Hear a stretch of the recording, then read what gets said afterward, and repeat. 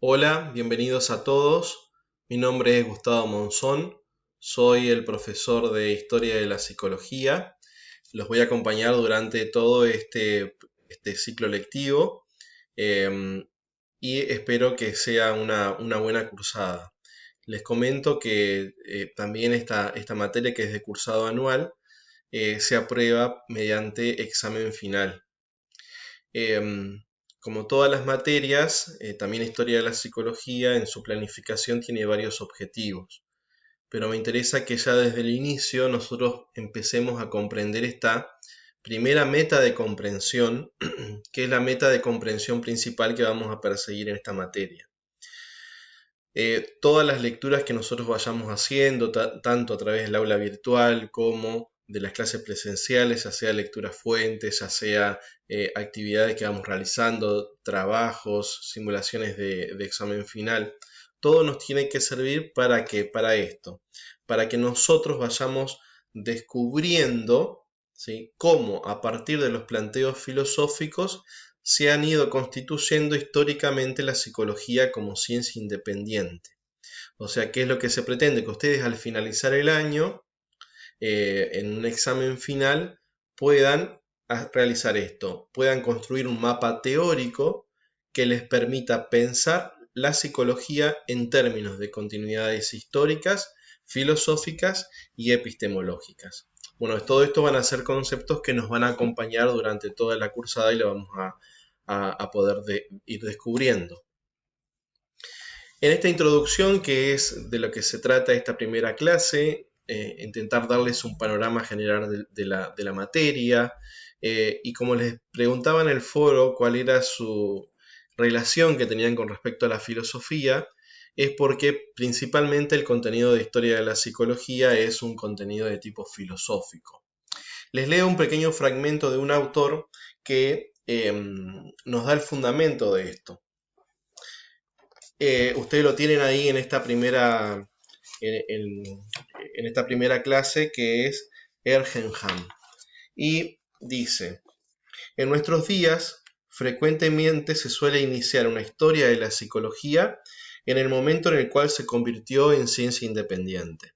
O sea, esto quiere decir que la mayoría de las historias de la psicología recién empiezan a partir del siglo XIX, finales del siglo XIX, inicio del siglo XX.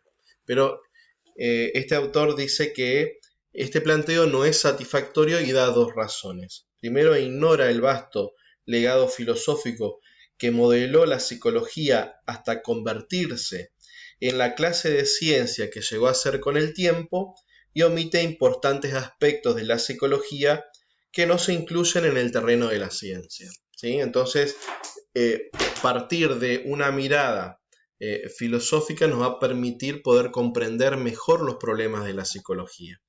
Entonces, bueno, vamos a hacer un panorama general de autores y demás, y en esta unidad vamos a intentar descubrir es esto: por qué surge la filosofía, cómo surge, cuáles son los factores para al finalizar poder centrarnos en esto, en la filosofía como problemática del hombre.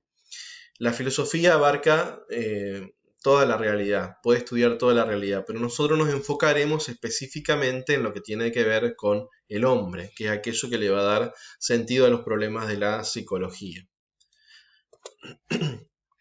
Entonces vamos a empezar claramente desde la filosofía griega, la cuestión del hombre tratada desde la filosofía griega. ¿En qué nos vamos a centrar? En la cuestión del alma, la psique, ¿sí? Por eso el término psicología. Psique es alma, logía es estudio, razón, palabra. Entonces sería el estudio del alma. Aunque hoy este término no signifique esto así exactamente, pero sí etimológicamente. Entonces, durante todo el trayecto lo que vamos a intentar poder descubrir es cómo cada autor filosófico plantea esta relación entre alma y cuerpo. ¿Cómo se dan estas relaciones? Vamos a empezar desde la mitología griega, desde Homero, ¿sí? ¿Qué plantea Homero? Que en la muerte el alma abandonaba el cuerpo y pensaba la muerte como un no ser, ¿sí? Entonces, en este no ser, en este dejar de ser, dice, el alma siente esta resistencia, y los griegos tenían esta mirada de que para poder seguir viviendo, o un tipo de inmortalidad era la inmortalidad a través de la memoria, ¿sí? Por eso rescataban mucho la figura de los héroes. El héroe que realizaba determinado tipo de hazañas y después el pueblo contaba esas hazañas o las cantaba. Bueno, eso es parte de la mentalidad griega en sus inicios, aunque después vamos a ver otros aspectos de Homero que plantea sobre el alma. Otro aspecto importante de la religión griega es el orfismo ya como religión popular. Quizás sea la más común o la más conocida de las versiones de la religión griega. ¿Por qué? Porque nos habla constantemente del conflicto que establece entre cuerpo y alma. Incluso seguramente habrán escuchado hablar de que el cuerpo es la cárcel del alma. Bueno, esto viene del orfismo, y el orfismo que recibe su influencia de las visiones orientales. Ya entrados a la filosofía, ustedes van a ver que se considera Tales como el iniciador de la filosofía, y lo ubicamos dentro de los filósofos presocráticos. Bueno, en este caso, encontramos a Pitágoras como un filósofo presocrático que retoma los conceptos del orfismo en esta relación de cuerpo y alma, pero les transforma o les da un sentido más bien filosófico, y nos va a hablar de la armonía del mundo. ¿Por qué? Porque Pitágoras, matemático por excelencia, va a decir que la esencia del mundo es esencia numérica. Ya luego nos vamos a otro periodo dentro de estos filósofos presocráticos, que son aquellos filósofos que tienen una visión naturalista del ser humano. Si bien comparten algunos aspectos del orfismo, ellos ya se van a fundamentar más en la cuestión natural, ¿sí? Ciertas composiciones del cuerpo, van a decir que en el cuerpo hay determinado tipo de fluidos, y que esos fluidos en nosotros de alguna manera hace que tengamos determinado tipo de temperamentos. Bueno, ahí hay más una influencia de tipo naturalista.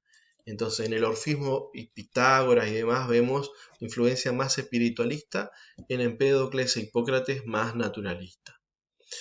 Ya en la visión fuerte de la filosofía griega nos encontramos con Platón y Aristóteles, y ahí vamos a ver los dos grandes modelos que se establecen entre estos dos filósofos. Por un lado vamos a ver Platón, que Platón nos va a ofrecer una visión del hombre dualista, en consonancia con esta visión órfica de que el cuerpo y el alma están en conflicto. Y Aristóteles, por otro lado, va a decir que no, que el cuerpo y el alma no están en conflicto y que son una sola cosa, ¿sí? Estos van a ser los últimos filósofos griegos que nosotros vamos a ver, porque son los que nos dan paso a la visión medieval. En la visión medieval nosotros vamos a ver que aparece el cristianismo, y el cristianismo establece ciertas continuidades y rupturas con respecto al pensamiento antiguo. Entonces vamos a ver una línea que continúa con el pensamiento de Platón, que ahí lo vamos a tener a San Agustín, que sigue esa línea de pensamiento, decíamos, ¿no?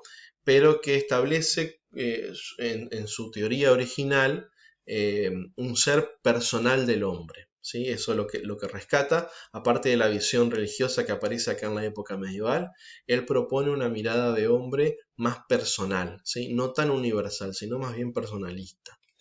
Y siguiendo la línea del pensamiento aristotélico, nos encontramos con Tomás de Aquino, que ahí vamos a hacer también bastante hincapié, sobre todo en lo que tiene que ver con las potencias de conocimiento, o sea, las capacidades de conocimiento. Hace un estudio sobre cada una de las capacidades de conocimiento, va a describir qué es la percepción, qué es la memoria, qué es la imaginación, qué es la inteligencia, cómo funciona. Bueno, eso lo vamos a ver desde Tomás de Aquino, siguiendo la línea de Aristóteles. Ya entrados en la modernidad, renacimiento, humanismo, vamos a ver esta cuestión, ¿sí? La ruptura con la tradición. el filósofo moderno quiere romper con toda la tradición, con todo lo que se ha dicho hasta el momento, y quiere instaurar un paradigma nuevo, ¿sí? Y ahí hablamos de un antropocentrismo, el hombre que se pone como el centro de reflexión. En la medieval era Dios, ahora el centro de la reflexión va a ser el hombre. Entonces aparecen filósofos como Descartes, que establece el yo pensante, el yo consciente, que puede llegar a conocer todas las cosas a través de su sola razón, de su solo pensamiento. Y el empirismo, que se opone a este pensamiento de Descartes, Descartes es racionalista, el empirismo revaloriza la experiencia, dice, sí, nosotros, ¿sí? Todo lo que conocemos lo conocemos a través de la experiencia. Si no hay experiencia, no hay conocimiento y no puedo hablar de eso. Les doy un ejemplo. El alma, para Descartes, va a ser un tema de reflexión, porque al ser racionalistas, él va a decir, bueno, hay una forma de probar racionalmente que el alma existe, ¿sí? No necesito del dato empírico, del dato de la experiencia para poder hablar del alma. Por eso habla de un yo pensante, ¿sí? En cambio, el empirismo va a decir, no, para un poquito, si yo no lo puedo ver, no lo puedo constatar a través de los sentidos, no puedo hablar de esto porque no existe. ¿El alma la viste alguna vez? No, entonces no podemos hablar del alma, ¿sí? Lo mismo va a pasar con la cuestión de Dios. Se puede hablar desde la fe, eso va a decir el empirista, pero no desde la filosofía o de la ciencia. Entonces, vamos a ver también otro filósofo que es Kant, que nos va a plantear una mirada más bien de construcción del conocimiento, que va a intentar tomar algunos elementos del racionalismo y otros elementos del empirismo para elaborar su teoría, y es una de las teorías más influyentes dentro del pensamiento contemporáneo. La modernidad, ¿sí? Con estos autores que aparecen acá, el positivismo, evolucionismo, asociacionismo, psicología francesa, ¿qué es lo que nos presenta? Una nueva mirada de ciencia, una ciencia que se tiene que fundamentar en lo físico natural. Entonces, para que algo sea ciencia, tiene que adaptarse al modelo positivista de lo que es ciencia. Entonces, la filosofía hasta el momento era considerada como ciencia, pero no reúne todas las condiciones que establece el positivismo para considerarla como ciencia, o sea que la separa del campo de las ciencias. La psicología dice, bueno, puede ser tomada como ciencia, y bueno, veamos qué es lo que estudia. Estudia su relación con el entorno, y el positivismo creó una ciencia que se llama sociología. No, entonces no puede ser ciencia por ese lado. Puede ser la ciencia que nos ayuda a relacionarnos y que tiene en cuenta el desarrollo, como los naturalistas vieron, lo biológico, no, porque existe otra ciencia que es la biología que estudia eso, ¿sí? Entonces el positivismo, es decir, la psicología no puede surgir como ciencia porque no se puede adaptar a los cánones que establece la ciencia físico-natural.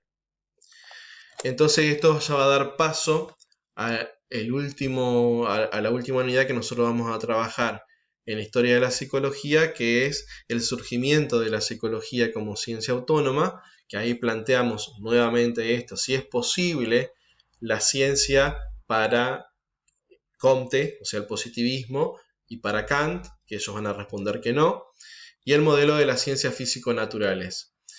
Fechner, que es un físico, va a intentar aplicar las características de la física a la psicología, pero todavía sigue siendo una ciencia dependiente de otra ciencia, por eso habla de una psicofísica, hasta que llegamos a Wundt, que Wundt lo que logra realizar es construir un objeto de estudio distinto a lo que plantea la biología y la sociología, y crea el primer laboratorio de psicología experimental.